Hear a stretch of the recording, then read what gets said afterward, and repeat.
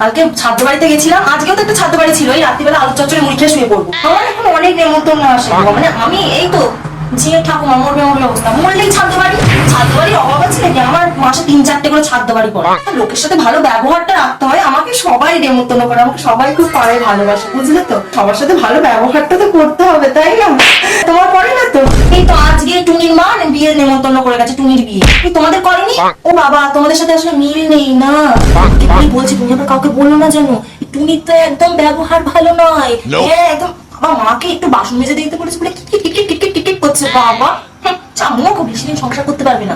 যাকে নেমন্তন্ন করেছে কিনে চলে আসবো বিলে কুটে, তোমরাও যাবে পুকুরে খেয়ে চলে আসবে, কি হয়েছে? না গো, আমাদের এমন স্বভাব নেই পুকুরে খাবার। হ্যাঁ আমারও ওরকম স্বভাব নেই, কি ওরকম ভাবে আমরা কি খেতে পাই না? আমাদেরকে হ্যাঁ আমি জানি, হ্যাঁ ঠিক ঠিক, আমি তো জানি তোমার স্বভাব। ঠিক আছে, আমার নুনটা দাও।